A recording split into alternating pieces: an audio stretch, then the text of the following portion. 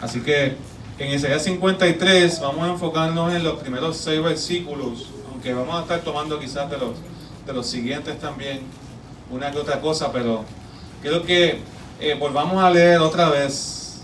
Y yo le voy a decir lo que me llamó la atención para el mensaje de esta mañana, lo que el Espíritu, cuando uno lee la palabra, el Espíritu Santo te da inquietud a veces por profundizar o por frases que aparecen en la palabra, que tú sabes que Dios te está confrontando, o tú sabes que Dios está trayendo a nuestras vidas una enseñanza.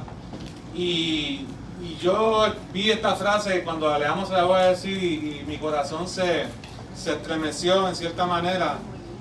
No le voy a decir que vi una visión y nada de eso, pero sentí una carga profunda en mi espíritu. Porque yo creo que Dios nos va a hablar esta mañana. Y dice así esta pregunta, ¿no? ¿Quién ha creído en nuestro anuncio y sobre quién se ha manifestado el brazo de Jehová? Subirá cual de nuevo delante de él, y como raíz de tierra seca, no hay parecer en él. ¿Alguno de ustedes ha visto una raíz de tierra seca? Que no tiene agua, que no, eso es lo más feo que existe. Y eso es lo que está usando el profeta como para ilustrar, ¿no? No hay parecer en él, ni hermosura. Le veremos, y marque aquí, le veremos, mas sin atractivo para que le deseemos. Le veremos, mas sin atractivo para que le deseemos. Esa frase, le veremos, mas sin atractivo para que le deseemos. Despreciado y desechado entre los hombres, varón de dolores, experimentado en quebranto, como que escondimos de él el rostro, fue menospreciado. Y marque ahí también esa otra frase, y no lo estimamos. No lo estimamos. Ciertamente llevó en nuestras enfermedades, sufrió nuestros dolores, y nosotros le tuvimos por azotado, herido de Dios y abatido. Mas él herido fue por nuestras rebeliones, molido por nuestros pecados, y el castigo de nuestra paz fue sobre él. Por su llaga fuimos nosotros curados. Todos nosotros nos descarriamos como ovejas. Cada cual se apartó por su camino, mas Jehová cargó en él el pecado de todos nosotros. Gracias, Señor, por tu palabra. Yo quiero hablar un poquito en esta mañana de por qué nosotros no podemos desear a Jesús. ¿Por qué no estimamos a Jesús? ¿Por qué no valoramos a Jesús como Él es? Uno de los problemas de las iglesias en este tiempo es que el evangelio que se predica y que muchas veces hablamos en los chats y que hablamos en el pasillo con las personas en nuestro trabajo, no es un evangelio bíblico. Es un evangelio que está basado en lo que Dios nos puede dar. Es un evangelio que está basado en el deseo de las cosas materiales y terrenales.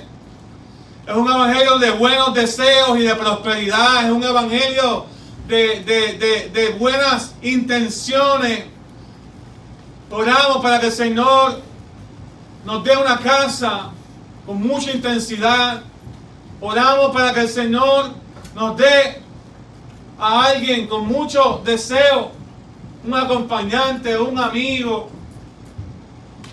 Oramos por mucho deseo por carros. Oramos con mucho deseo por tantas cosas que son de la tierra. Oramos por mucho deseo también por cosas que nos afectan a diario. Y ninguna de las oraciones en cierta medida está mal. Pero yo creo que la razón primordial o la queja principal que debe tener Dios sobre la iglesia de este tiempo es que la iglesia no lo desea a Él. La iglesia desea las cosas que Dios da, pero no desea al Dios que da las cosas. Isaías vio el futuro y vio a Jesús.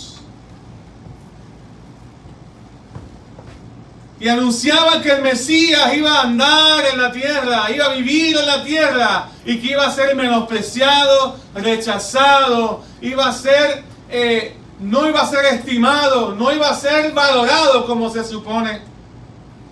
Y yo quiero que veamos aquí algunos puntos, pero pregúntate primero, ¿por qué no deseas a Dios?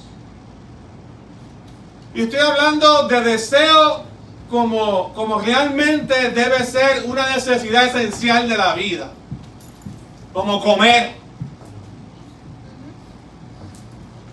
Deseo como respirar. Deseo como tomar agua cuando nos da sed. ¿Por qué en nosotros no hay ese deseo de tener una comunión genuina y continua con el Señor? Preguntémonos eso. ¿Por qué Jesús, si es el Señor, si es nuestro Salvador, si tomó nuestro lugar en la cruz del Calvario, por qué no lo deseamos? ¿Por qué escondemos de Él el rostro?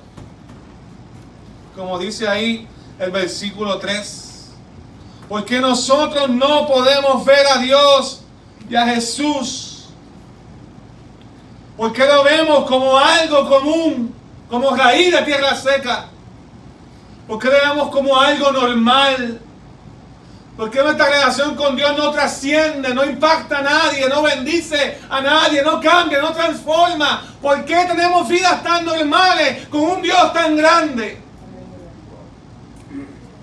Nos tenemos que preguntar si el creador del universo, Jesús, que por su palabra creó los cielos y la tierra y todo lo que existe, vive dentro de nosotros, ¿por qué nosotros no lo deseamos? ¿Qué es lo que nos falta?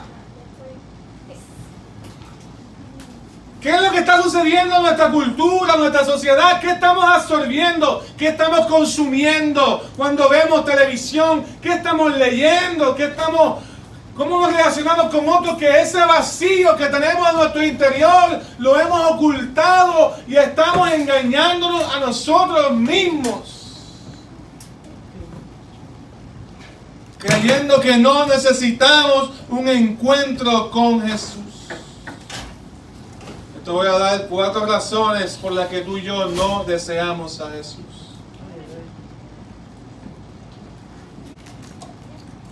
Cuatro razones, y te las voy a decir rapidito para que las apuntes. Pero vamos a ir por cada una de ellas. Primero, no lo deseamos porque pensamos en responsabilidades. Segundo, no lo deseamos porque pensamos en sufrimiento. Cuando pensamos en la figura de Jesús. Tercero, no lo deseamos porque no sabemos valorar lo que verdaderamente tiene importancia. Y cuarto, no lo deseamos, y esta es la razón más fundamental, porque por nuestro pecado. No lo deseamos porque pensamos en responsabilidades. Usted le dice allá 53, dice, wow, todo lo que hizo Jesús, cargó nuestra enfermedad, cargó nuestro dolor, el brazo de Jehová es el que manifiesta el poder de Dios. Él vino con una misión, Él vino con una responsabilidad, Él vino con una carga, con un deseo de hacer la voluntad del Padre. Y muchos de nosotros no deseamos a Jesús porque nos hacemos responsables de nuestra condición. Porque rápido que pensamos en Jesús, tenemos que automáticamente pensar cuál es nuestra responsabilidad aquí en la tierra. Diga amén o diga ay, como yo digo a veces, ¿verdad? ¿Quién quiere más responsabilidades? Pastor, pero yo tengo que limpiar mi casa, tengo que levantarme temprano a trabajar, yo tengo que mapear, tengo que barrer, tengo que cocinar, tengo que hacer compras, tengo que lavar el carro, tengo que llevarlo al mecánico. Ya yo tengo muchas responsabilidades. Y como pensamos que Jesús es una responsabilidad más, no lo deseamos. Pero Jesús no es una responsabilidad más. Jesús es el Señor y Salvador de tu vida.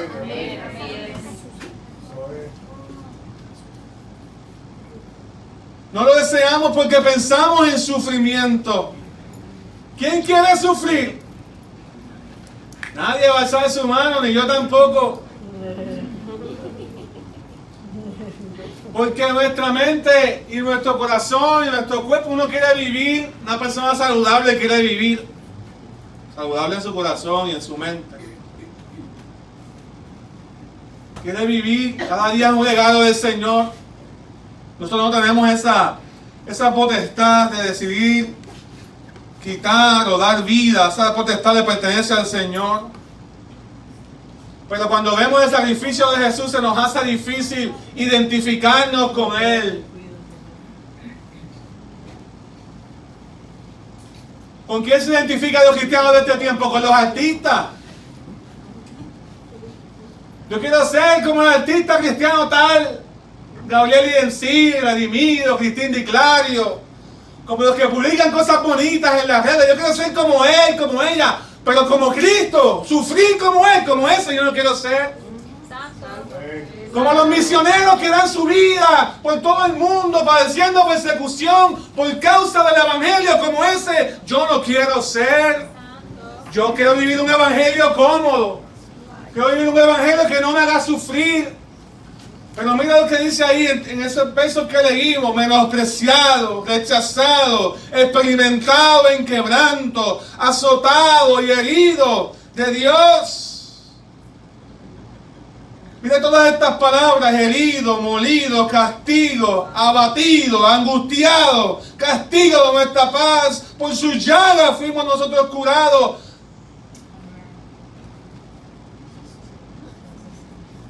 Un sufrimiento.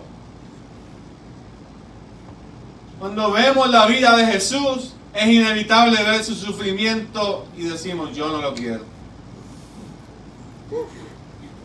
El sufrimiento que viene como resultado de la obediencia en un mundo corrupto.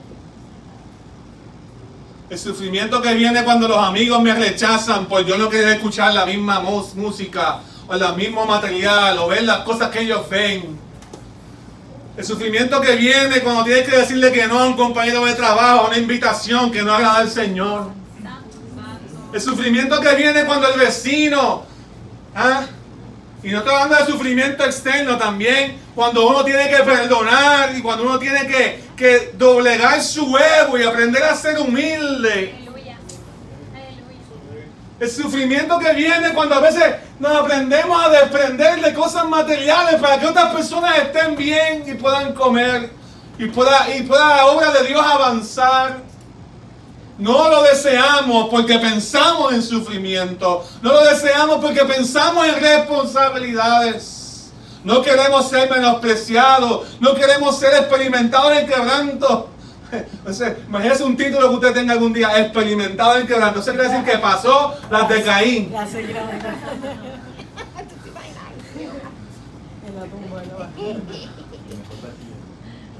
Bachillerato en sufrimiento. Ese es básicamente, si lo digamos en aquella bichola aquí, bachillerato en sufrimiento Jesús tuvo. Maestría, doctorado en dolor. Imagínate un tipo de rechazo cualquiera y a Jesús le hicieron bullying.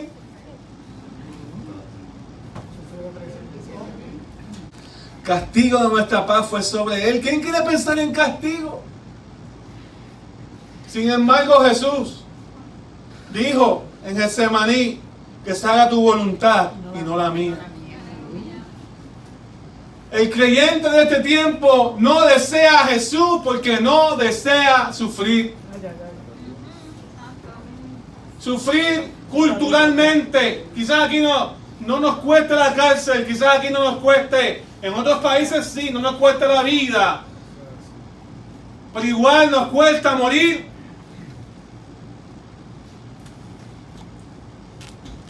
Hello. ¿Por qué el Jesús sufriente no te es atractivo? Es más, dice ahí, concluyó el pueblo que era un azotado y un herido de Dios. En otras palabras, Dios lo está castigando. Mira lo que sufrió Jesús, porque Dios mismo lo castigó. Mira, este tipo no tiene suerte. Está en el castigo de Dios. herido. Dios lo está hiriendo. ¿Qué habrá hecho? Así el pueblo de Israel iba a tomar esa actitud contra Jesús. La realidad es que no lo deseamos también porque no sabemos valorar las cosas importantes, las cosas buenas. ¿Cuántos de ustedes se bañan todos los días? Los que no hacen su mano me preocupa, ¿verdad? Estos días está la temperatura fresca. Y se entiende, ¿verdad? Pero en el verano, hermano, en el verano 1 o 2 veces, ¿está bien? Porque en el verano la cosa se pone fuerte. ¿Cuántos de ustedes valoran el agua con que se bañan? Ese recurso natural. ¿O cuántos de ustedes cantan 2, 3, 4, 5, 6 canciones ahí, el agua corriendo, y el agua corriendo, y el agua corriendo? Y usted ahí, ay, qué rico, ay, esta agua. Yo lo admito que yo a veces hago eso. Cuando estoy en el baño son de los pocos tiempos que estoy solo. Que pata paz. El agua calientita ahí. Y gracias, Señor, por esta paz. Y ahí alabo al Señor y oro y medito lo que tengo que hacer. Pero el agua es un recurso bien valioso. Se cree que las próximas guerras que vamos a tener van a ser por agua. Ya el agua potable se está acabando en el mundo. Los fuegos están aumentando. Pero el agua es un recurso valioso y no lo cuidamos. Porque damos por sentado que lo vamos a tener para siempre. Tiramos aceite por los drenajes.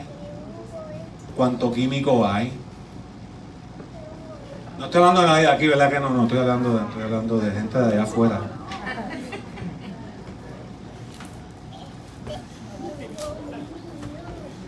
Echamos químicos. Imagínense, todo lo que tienen que hacer acueducto y otras cosas para sacar las cosas que llegan a las plantas de filtración. Usted no sabe las cosas que llegan a las plantas de filtración.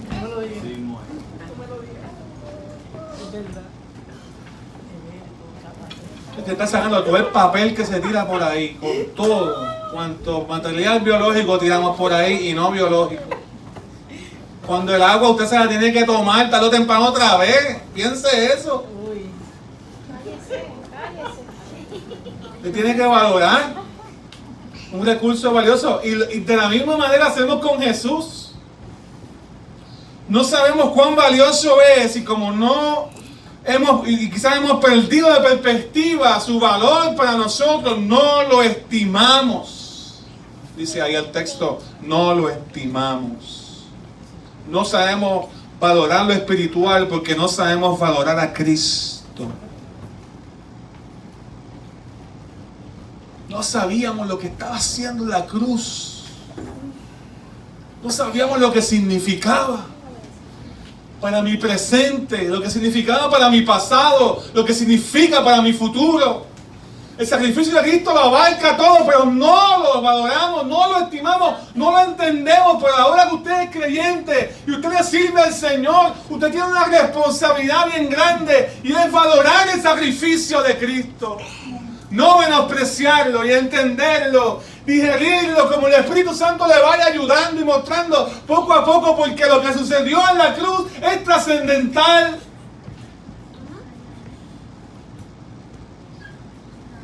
Y la razón primordial por la que nosotros no lo deseamos es por nuestro pecado. Mira que está lo tuyo, ahí me hablan. La razón por la que no podemos hacer las primeras 3.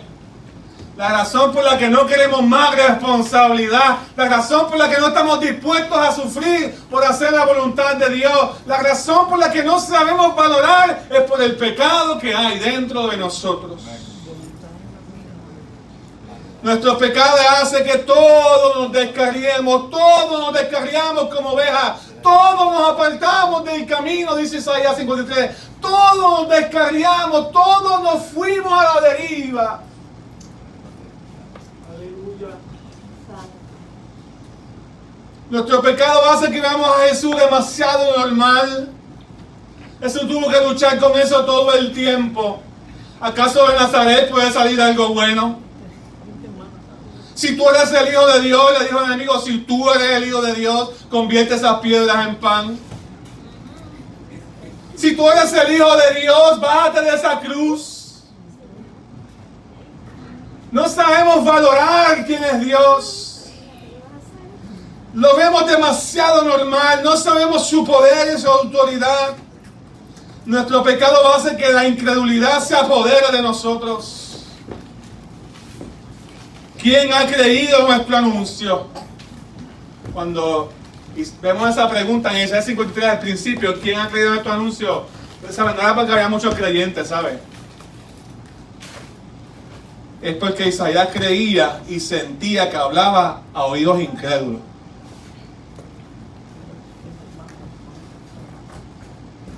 Y a veces yo hasta me siento así, y no lo digo en términos de autoestima, sino por ausencia de respuestas en el corazón. Porque no creemos que somos pecadores, y no creemos que Jesús limpia nuestros pecados. No creemos que hace falta Jesús. No creemos que es tan necesario para la vida. No creemos que Él es esencial. Lo arrinconamos para un domingo 2 horas a la semana, cuando venimos. No afecta mi manera de hablar, ni de pensar, ni de relacionarme con otros creyentes. La presencia de Él no es tan poderosa en ti como para que afecte la forma en que tratas tu familia. Tienes un Jesús demasiado normal. Cuando Isaías 50 dice, Él es el brazo de Jehová. El poder de Dios se manifiesta en el Mesías anunciado. Él tiene poder. Hermanos, aquellos que hemos visto el sacrificio de Cristo por lo que verdaderamente es, concluimos que lo deseamos, y no solamente lo deseamos, sino que lo necesitamos a diario. Yo creo que dedicaremos eso en esta mañana. Señor, te deseo y te necesito. Que salga de nuestros corazones, Señor, te deseo y te necesito. Porque hay algo que Dios hizo aquí, y yo lo voy a llamar hacer las paces. Jesús vino a hacer las paces entre Dios y nosotros. Jesús vino a tomar mi lugar. Jesús vino a tomar el castigo que me pertenecía a mí. Romanos 5:11 dice que nos gloriamos en Dios por nuestro Señor Jesucristo, por quien hemos recibido ahora la reconciliación. Hemos sido reconciliados con Dios. ¿Para qué? Para desearle, para vivir para Él, para glorificarle con nuestras obras. Pero esa palabra a nivel teológico se llama expiación, y la va a encontrar en algunas partes de la Biblia. Y expiar significa hacer las paces, reconciliarse, ¿sí? Es eliminar la culpa a través de un tercero, borrar los pecados, cubrir los pecados por un tercero. Eso significa expiar. Y lo que Cristo hizo fue expiar. Es hacer las paces entre Dios y nosotros. Pastor, pero yo no peco. Yo no creo en el pecado. El pecado es un concepto humano. El pecado es un concepto, no está dentro de mí. Es un concepto inventado por la religión para controlar al ser humano. Toda esa basofia que dicen en la universidad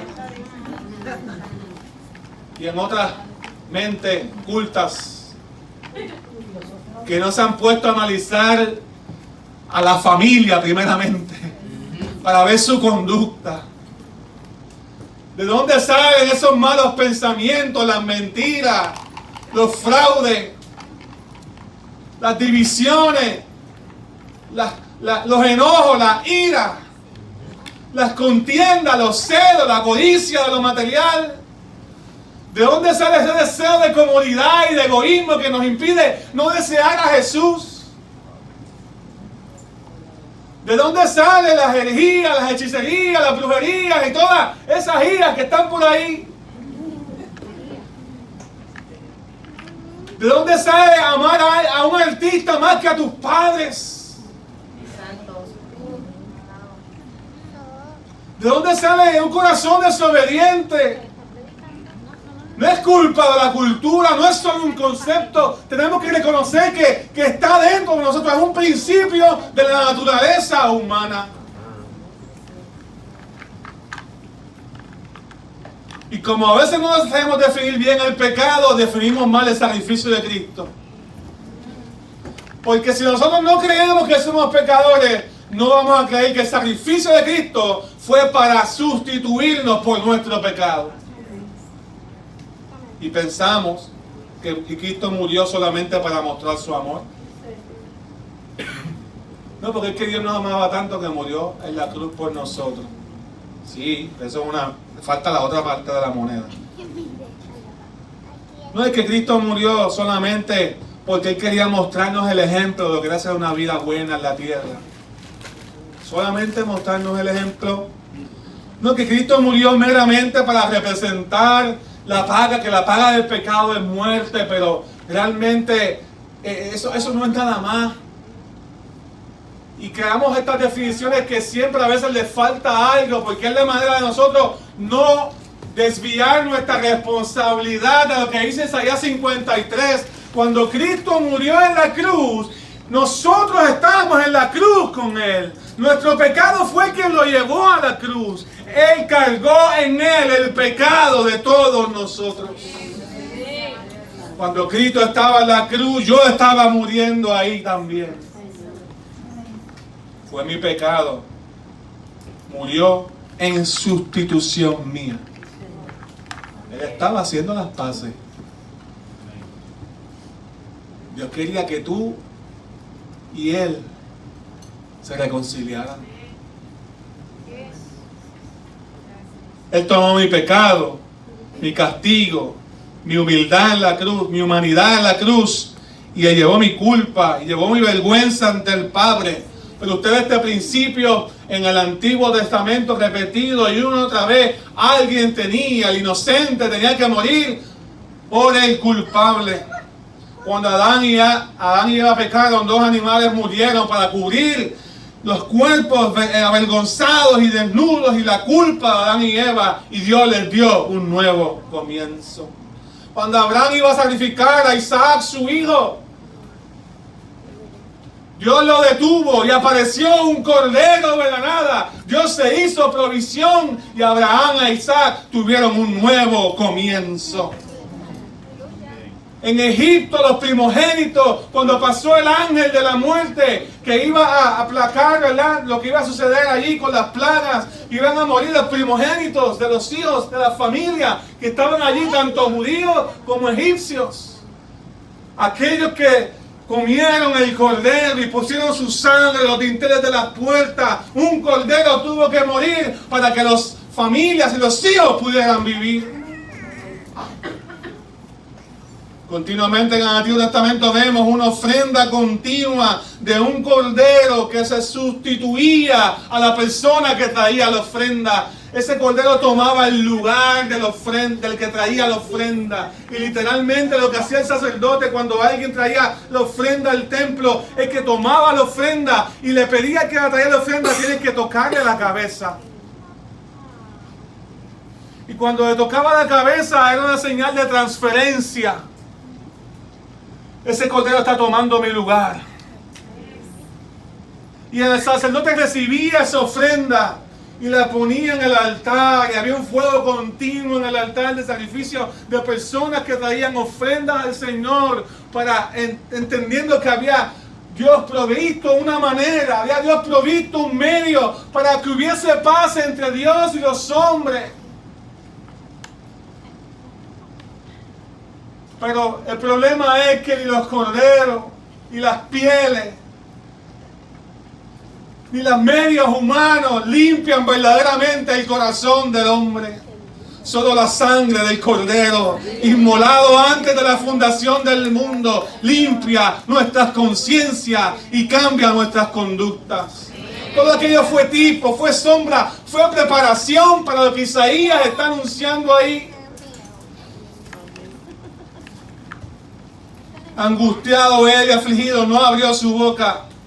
Como cordero fue llevado al matadero, dice el versículo 7, dice ya 53, y como oveja delante de sus trasquiladores, por cárcel y por juicio fue quitado, porque fue cortado de la tierra de los vivientes, por la rebelión de mi pueblo fue herido.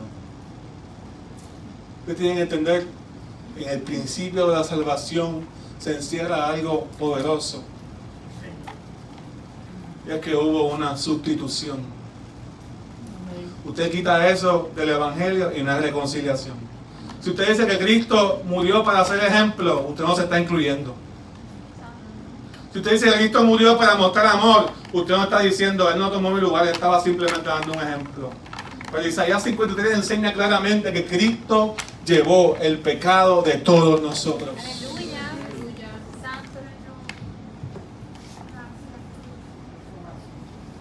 Y habían 4 elementos que se ven aquí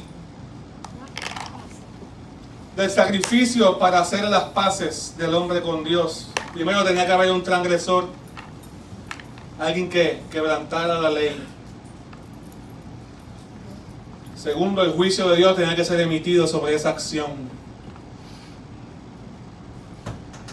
Vamos a ver, vamos a hacer una prueba, vamos a escuchar los 10 mandamientos. ¿Cuántos aman al Señor? ¿Cuántos han fallado amando al Señor con todo su corazón, con toda su alma, con todas sus fuerzas alguna vez? El primer mandamiento. Número 2. ¿Cuántos hemos tenido dioses ajenos delante de nosotros, verdad?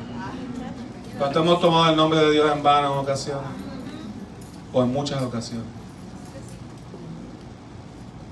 ¿Cuántos hemos dejado de guardar el día del Señor? El reposo de Dios, y vivimos afanados, no consagramos tiempo para Él. ¿Cuántos hemos hablado mentiras o falso testimonio? ¿Cuántos hemos robado? Yo la dejo arriba porque ya yo sé que los 10 los he violado todos.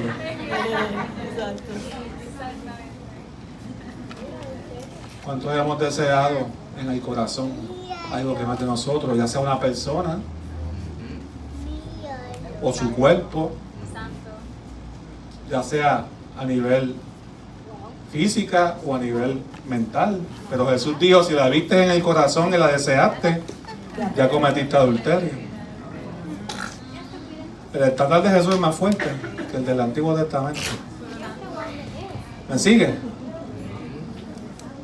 ¿Cuál es el diagnóstico entonces? Soy un transgresor, violé la ley de Dios. El pecado no es un concepto humano, el pecado, sí, se llama pecado. Dios le puso nombre a nuestra conducta. Alguien tenía que ponerle nombre.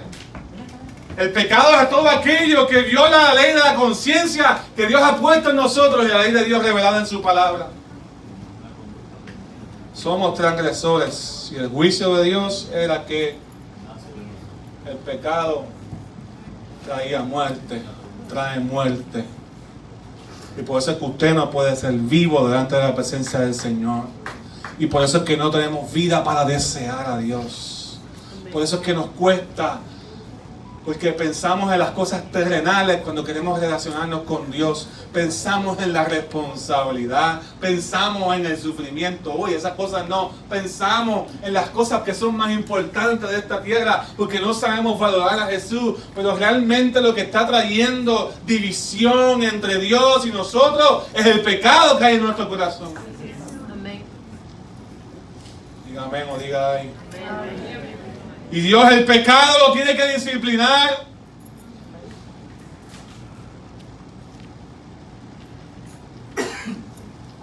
Y Dios determinó que la paga del pecado es muerte. Por eso no podemos orar en muchas ocasiones, por eso no podemos leer la palabra, por eso no podemos congregarnos, ni podemos, ni a veces ni lo queremos. Porque estamos muertos espiritualmente. Y hasta que tú no reconozcas ese vacío, joven, adulto, nada de este mundo va a llenar ese vacío de muerte espiritual. Solamente el Señor. Pero tú tienes que entender que ese vacío de muerte espiritual a causa del pecado y del egoísmo que traemos nosotros, Cristo lo llevó a la cruz del Calvario. Él cargó el pecado de todos nosotros. ¿Usted me sigue, hermano? Así que tiene que haber un transgresor, tiene que haber un juicio y tiene que haber un sustituto. Y tiene que haber una sangre de un sacrificio que sea buena para cubrir en el Antiguo Testamento, pero en el Nuevo sabemos que no es solo cubrir, sino es borrar los pecados de nuestro corazón. Estaba leyendo esta historia de Cliff Barrows. Él es un músico de la campaña de esta evangelista Billy Graham. Ya él partió con el Señor. Lo acompañaba dirigiendo el coro y lo acompañaba también en los programas de radio. Y él cuenta a la vez que 2 hijos pequeños que él tenía hicieron algo mal. Y él le traía mucha aflicción a su corazón ver la desobediencia de sus hijos. Y él los advertía una y otra vez. Y ya el coraje estaba ya en él, tú sabes, estaba creciendo. Y le preguntaba al Señor qué voy a hacer, y ellos seguían repitiendo la ofensa, y ya él sabía que necesitaban ser disciplinados.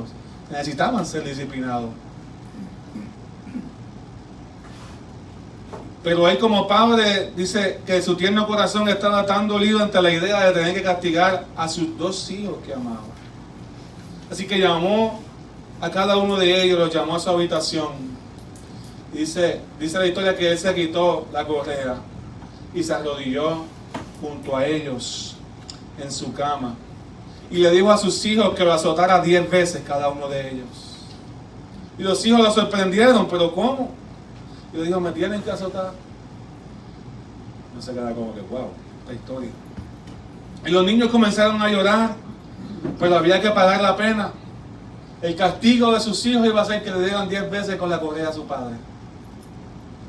Y entonces lo hicieron, y mientras azotaban la espalda de su papá, los hijos comenzaron a llorar. Pero papá, ¿por qué tenemos que hacer esto? ¿Por qué tenemos que hacer esto? Es que tienen que pagar la pena. Alguien tiene que llevar la disciplina. Los hijos como que no lo entendían. Pero papá, ¿por qué estamos haciéndote daño? Pero es que eso es lo que ustedes me hacen cuando ustedes desobedecen.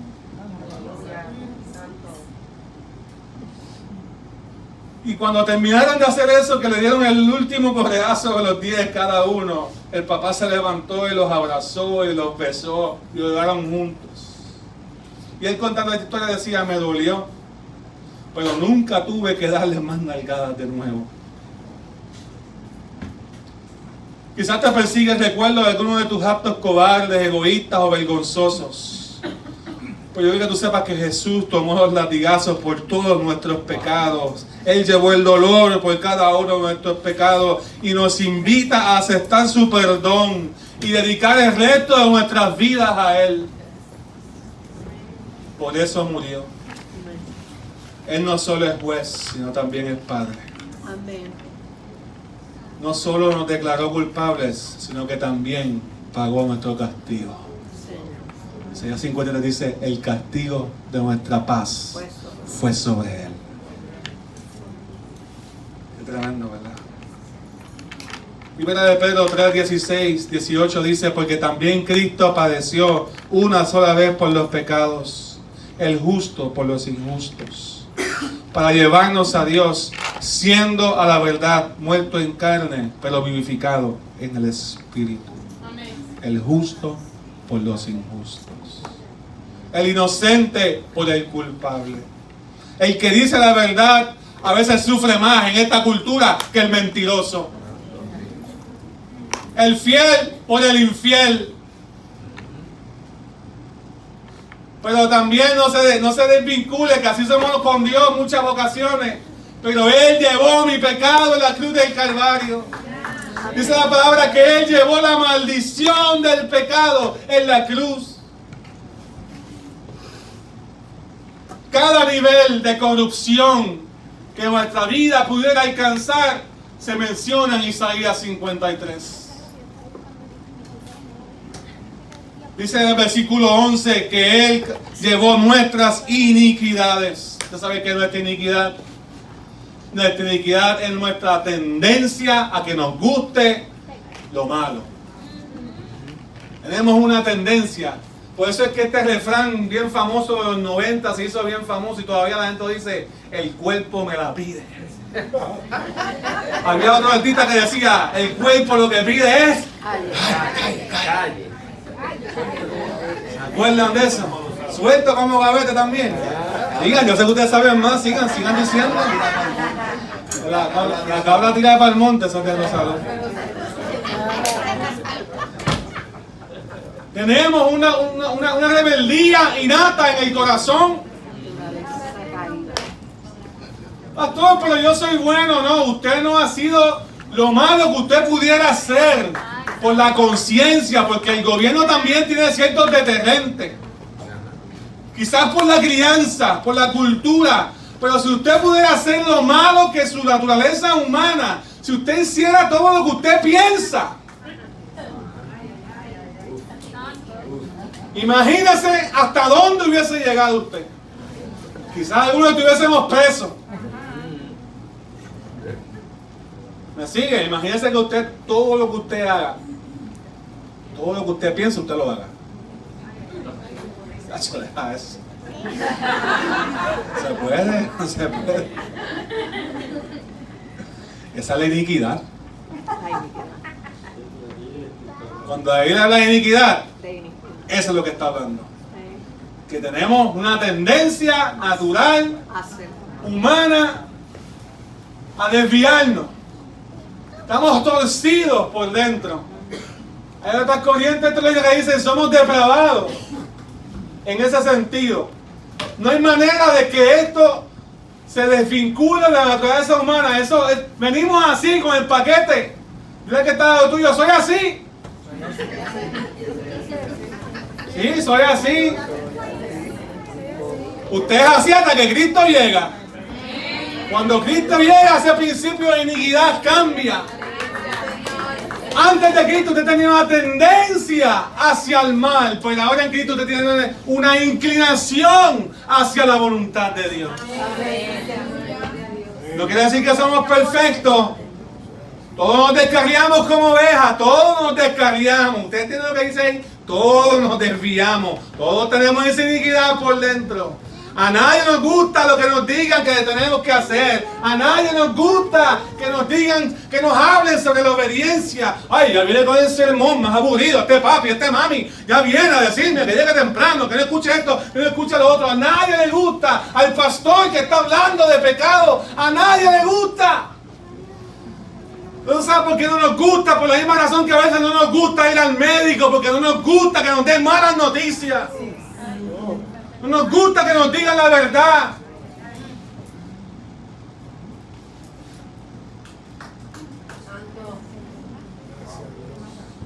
Reconozca, sea honesto con usted mismo y reconozca que esa iniquidad lo tiene pensando de una manera errónea y desviándolo y apartándolo cada vez más lejos del Señor.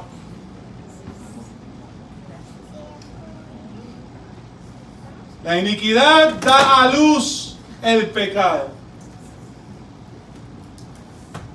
El hecho de que usted tenga una tendencia no quiere decir que lo haga hecho desobediente, pero usted ya está considerándolo.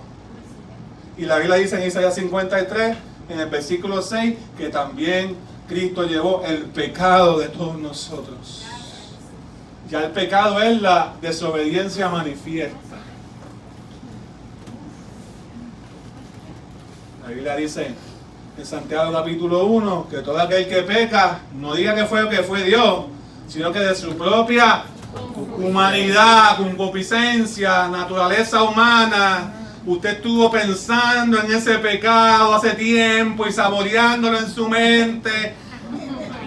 Y acostándose tarde y viendo cosas que no tenía que ver. Y poco a poco usted se entró en una idea y escuchando ciertas cosas y ciertos consejos. La gente piensa que ay, se cambió de la noche a la mañana. O esa cambió de la noche a la mañana. Ese hijo de momento, no. Ya en la mente había una lucha. La iniquidad, el pecado es lo que vemos, la iniquidad es lo que no vemos. Hay una iniquidad consciente, que sabemos que tenemos esa lucha, pero también una iniquidad inconsciente, donde son cosas que heredamos. Que heredamos. Por eso que tú ves que hay familias que tienen la misma problema, una detrás de otra. El papá es alcohólico, la esposa es alcohólica, el hijo es alcohólico, el nieto es alcohólico. Y tú vas a ver que una detrás de otra se repite. Y este es desobediente y rebelde, y aquel no escucha consejo. El hijo es igual, no escucha consejo. El nieto no escucha consejo. Y después usted sigue por ahí y usted va a ver que esa iniquidad, usted dice adiós. Voy cometiendo los mismos errores que mi papá, y que mi mamá, y que mi abuelo, y que mi abuela. Y tú dices, ¿y cómo es esto? Yo ni me di cuenta cómo llegué aquí. Es que había una iniquidad. Usted lo puede llamar efecto cultural, efecto familiar, pero la Biblia enseña que traemos el Dios visita la maldad hasta la tercera y cuarta generación. Dice, una de las consecuencias de desobedecer los mandamientos de Dios. Cuando usted lee Éxodo 20,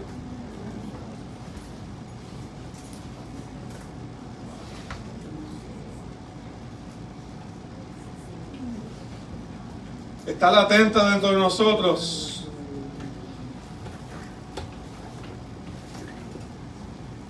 Pero quiero recordarte, cada nivel de pecado y de corrupción fue llevado en el sacrificio de Cristo. Se habla de iniquidad, se habla de pecado, también se habla de transgresión en el versículo 12, y también el efecto máximo de una vida de pecado, se habla de rebelión en el versículo 5. ¿Y qué dice el versículo 5?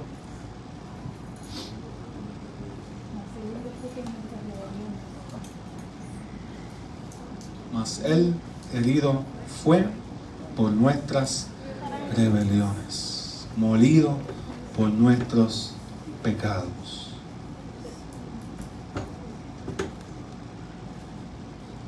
El pecado no es un concepto. El pecado es un principio de nuestra humanidad enraizado, que solamente Dios puede cambiar, tocar y limpiar. Y Cristo vino para que hiciéramos las paces, Dios y yo. Eso es lo que significa expiación. Cristo vino para que tú reconozcas que solo vas a estar a la deriva, que solo vas a estar apartándose cada cual por su camino, pero la palabra de Dios está llegando a tiempo hoy a tu vida, para que despiertes, para que te levantes y creas que el Evangelio, como decía nuestra hermana Dori ahorita, es algo serio. ¿Sabes por qué es algo serio? Porque el pecado es serio para Dios. Porque Él no quiere vernos destruidos, porque el enemigo sí lo quiere hacer. El enemigo va a ser atractivo. Todo lo que Dios llama bueno, el enemigo va a hacerlo atractivo como algo malo. Y todo lo que Dios llama malo, el enemigo va a hacer algo, lo va a tratar de poner atractivo como si fuese algo bueno. Porque Él vino a desvirtuar, a destruir.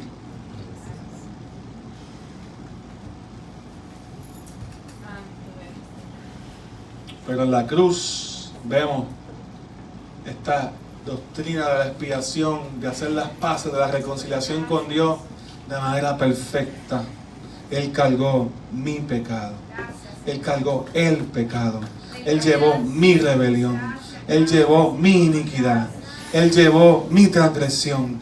Él llevó mi enfermedad. Él llevó mi dolor. Entonces, no solamente es que Jesús estaba allí haciendo las paces con personas allá, abstracto, no. Es que estaba allí mi pecado. Estaba allí mi dolor, estaba allí mi quebranto, estaba allí mi maldición, estaba allí todas estas cosas todo mi bagaje, todo mi resumen, toda mi desobediencia estaba allí en la cruz. Y cada vez que su sangre se derramaba, mi pecado estaba siendo limpiado y cubierto delante de la sangre del Padre. Y todo aquel que creyera en Él no va a ser avergonzado. Será levantado a una nueva vida. Será resucitado en Cristo Jesús. Tendrá nuevos deseos, nuevos anhelos, nuevas intenciones para servir al Señor. Creemos que le conocemos hasta que nos encontramos con ese sacrificio hermoso.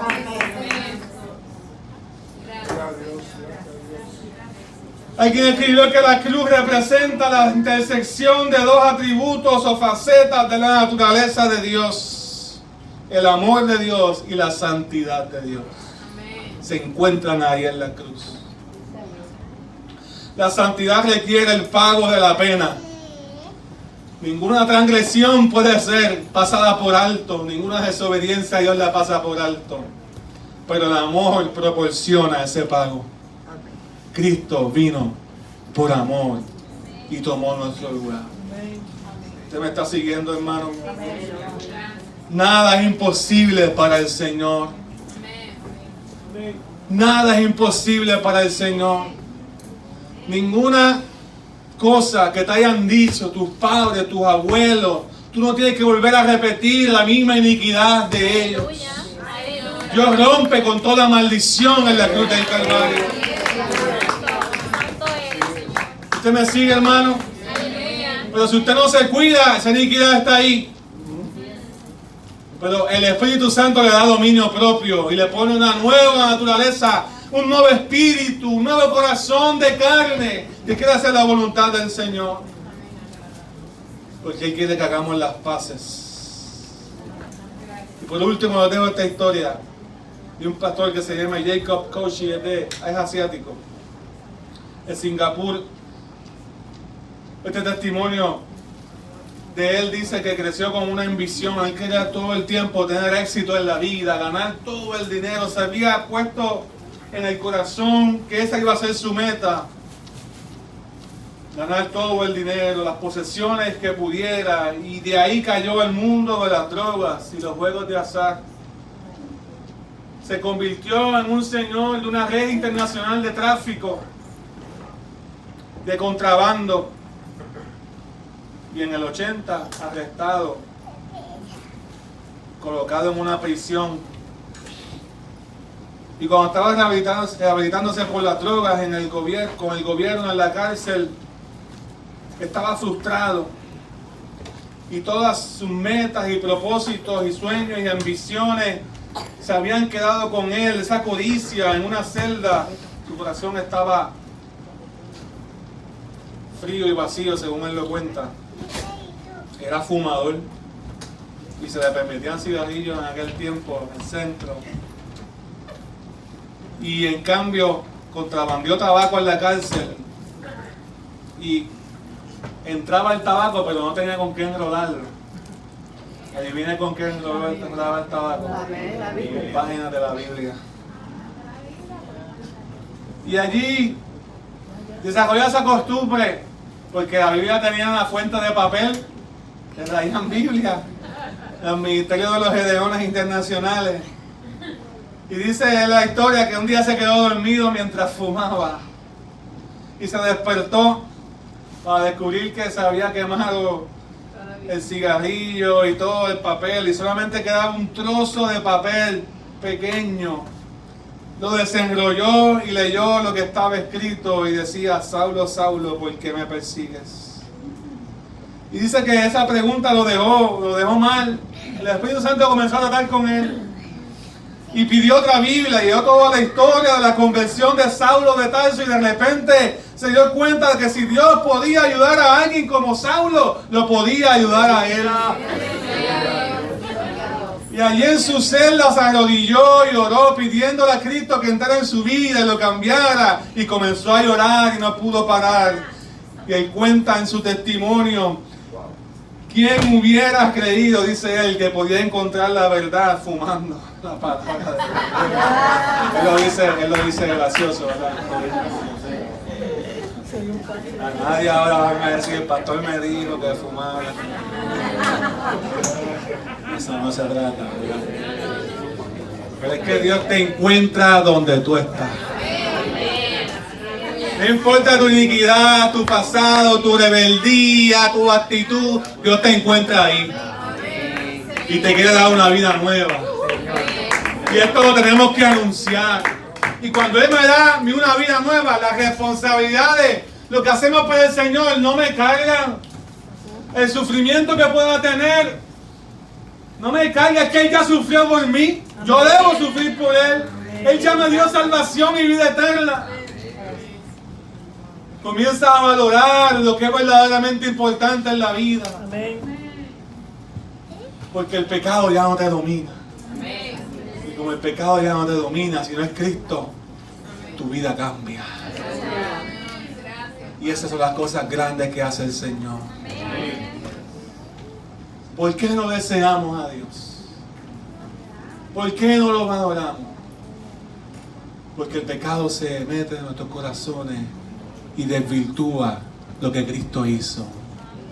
Y desvirtúa nuestras prioridades. Pero Dios vino a cambiar eso en nosotros. Cada vez que pienses en el sacrificio de Cristo, si algo podemos ver de Isaías 53, cada vez que pienses en este sacrificio de Cristo que fue anunciado 700 años antes, se escribió esto. 600 a 700 años antes del sacrificio de Cristo. Usted piense y medite: gracias, Señor, porque llevaste ahí mi pecado, porque tomaste mi lugar, y que Dios y yo podemos tener las paces, podemos estar reconciliados. Gracias, Señor. Gracias, Señor, por tu sacrificio. Gracias, nos podemos de pie. Oramos. Gracias.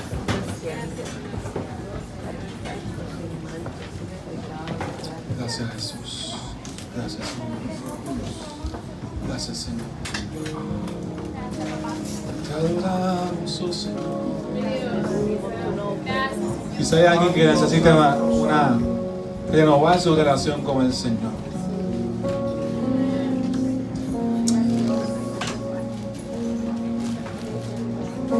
Como siempre decimos, esto es entre tú y el Señor. Pero ya Dios hoy te llamó.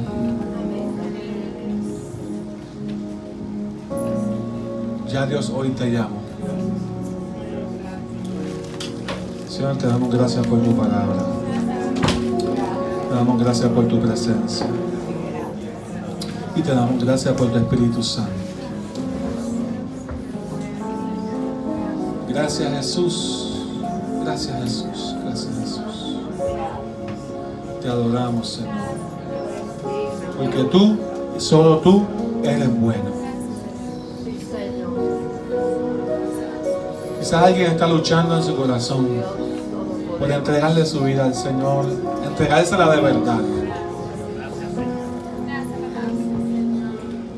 Visitas, escuchas, vienes, sabes lo que te han dicho de Dios, pero hoy haces una reflexión hacia adentro y sabes que estás vacío, sabes que necesitas vida en medio de tanto afán, tanto trabajo, tantas circunstancias, te están muriendo en el corazón y Dios viene a darte vida nueva, a restaurar, y Dios viene a hacer una nueva obra en tu vida